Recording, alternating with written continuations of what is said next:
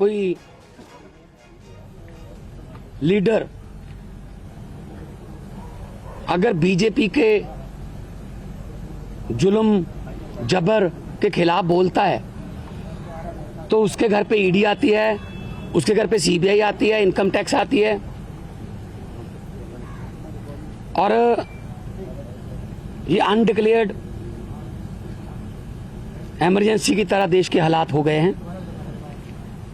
ये बात आज मैं इसलिए कह रहा हूं कि यही बात आडवाणी जी ने कही थी कि अनडिक्लेयर्ड इमरजेंसी वाले हालात हो जाएंगे। तो आज हालात वही हैं। गवर्नर, जहां इनकी सरकार नहीं है वहां गवर्नर के जरिए, राज्यपालों के जरिए तंग किया जा रहा है। मैं भी उसका पीड़ित हूं। एक केरला के मुख्यमंत्री अभी जंतर मंतर पर आके गए। तमिलनाडु के मुख्यमंत्री अपने गवर्नर से तंग है। उनका गवर्नर भाषण ही नहीं पढ़ता, उनका लिखा हुआ विधानसभा में जो पढ़ना होता है बजट सेशन में। ममता दीदी को हर रोज तंग किया जा रहा है। हेमंत सोरेन को गिरफ्तार कर लिया। दिल्ली में अरविंद केजरीवाल साहब को जब भी कोई काम करते हैं एलजी टांग अड़ाता बीच में। सुप्रीम कोर्ट के जरिए सरकार चलानी पड़ रही है। हम भी सुप्रीम कोर्ट में पहुंचे हुए हैं। आरडीएफ का पैसा 5500 करोड़ रूरल डेवलपमेंट फंड का पंजाब का रोका हुआ है। नेशनल हेल्थ मिशन का पैसा रोका हुआ है। 8000 करोड़ से ज्यादा पंजाब का पैसा रोक रखा है। हम कोई भीख थोड़ी मांगते हैं, वो हमारे टैक्स का पैसा है, पंजाब के लोगों का हिस्सा है, वो योगदान है। फिर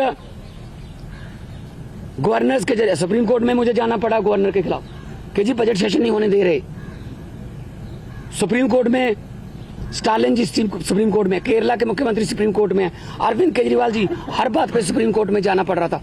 सुप्रीम कोर्ट के 5-0 के बेंच ने कहा सर्विसेज जो हैं वो अरविंद केजरीवाल जी के पास, सरकार के पास रहनी चाहिए। सुप्रीम कोर्ट का 5-0 का फैसला नहीं माना। उसी दिन ऑर्डिनेंस जारी करके कहते नहीं, अरविंद केजरीवाल को काम नहीं करने देंगे हम। क्या अस्पताल बनाने वाला, आज दिल्ली में अस्पताल बनाने वाला जिसने पूरे देश में हेल्थ क्रांति लेके आई, पैरासीटामोल की छोटी सी टैबलेट से लेके 40-50 लाख जो टेस्ट हैं फ्री हैं। आप लोग भी जाते होंगे, आपके रिश्तेदार, भगवान ना करे कोई ऐसी बीमारी हो। अस्पताल बनाने वाला जेल के अंदर सतेंद्र जैन। दिल्ली में स्कूल बनाने वाला जिसने लाखों बच्चे, गरीबों के बच्चे नीट, एमबीबीएस, आईआईटी में जाने योग्य कर दिए, मनीष सिसोदिया जेल के अंदर है। राज्यसभा में मोदी जी के खिलाफ उठ के बोलने वाला संजय सिंह अंदर है। अभी अरविंद केजरीवाल साहब को ले गए। मतलब मुझे समझ नहीं आती कि देश में लोकतंत्र है कहां है। टीवी पत्रकार कोई अगर ऐसी रिपोर्टिंग कर दे, पत्रकार को पकड़ के लेके जाते हैं। कोई यूट्यूबर के बारे में, कोई यूट्यूब वाला कोई बोल दे कुछ, उसके लिए कानून लेके आए, ये आपका कंटेंट जो है ये भड़काऊ है, हेट स्पीच माना जाएगा इसको। सबसे ज्यादा हेट स्पीच कौन देता है देश में? सबसे ज्यादा हेट स्पीच बीजेपी वाले देते हैं। गोली मारो, ये आतंकवादी हैं, इनको वोट दोगे तो आपके घरों में आएंगे। मतलब ये तो पंजाब के मुख्यमंत्री भगवंत मान को आप सुन रहे थे, भारतीय जनता पार्टी पर हमला बोल रहे हैं। और हमारे संवाददाता इस वक्त अभिजीत ठाकुर हमारे साथ मौजूद हैं। अभिजीत, आपके पास क्या अपडेट है? ईडी की तरफ से तो बहुत मजबूत दलीलें सामने रखी जा रही हैं, 10 दिन की रिमांड मांगी गई है, अरविंद केजरीवाल को मुख्य साजिशकर्ता बताया गया।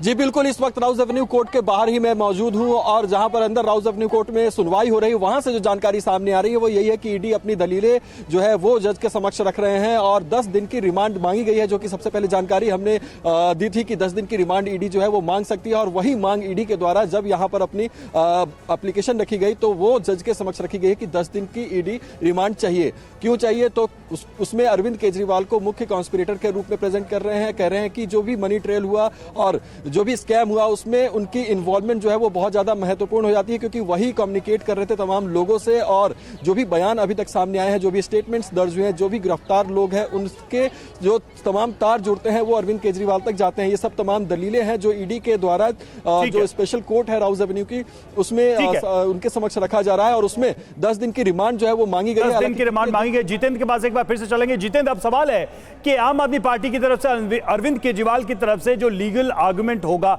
वो क्या होगा? क्या आधार रखे जाएंगे जिससे ईडी के ये जितने भी आरोप हैं या फिर जो भी रिमांड के लिए 10 दिन के रिमांड के लिए आधार दिया जा रहा है उसका काउंटर, मजबूत काउंटर रखा जा सके? जी फिलहाल देखिए, अभी ईडी की बारी है कोर्ट के अंदर। ईडी लगातार तमाम आरोप अरविंद केजरीवाल के ऊपर बता रही है। जांच के दौरान ईडी को क्या सबूत मिले उनका जिक्र ईडी के द्वारा किया जा रहा है, तमाम आरोपियों के बयानों का जिक्र किया जा रहा है और साफ तौर पर कहीं ना कहीं अरविंद केजरीवाल को मुख्य साजिशकर्ता के तौर पर आज अदालत में ईडी ने पेश कर दिया है। इसके अलावा विजय नायर को एक तरीके से पूरे रैकेट का एक अहम हिस्सा बताया गया है कि विजय नायर वो शख्स है जो कि अरविंद केजरीवाल का न सिर्फ बेहद करीबी है बल्कि इस पॉलिसी के जरिए जो किकबैक इकट्ठा करने का काम था, जो रिश्वत इकट्ठा करने का काम था, वो कहीं ना कहीं विजय नायर का ही था और ये सब कुछ अरविंद केजरीवाल के इशारे पर विजय नायर कर रहे थे।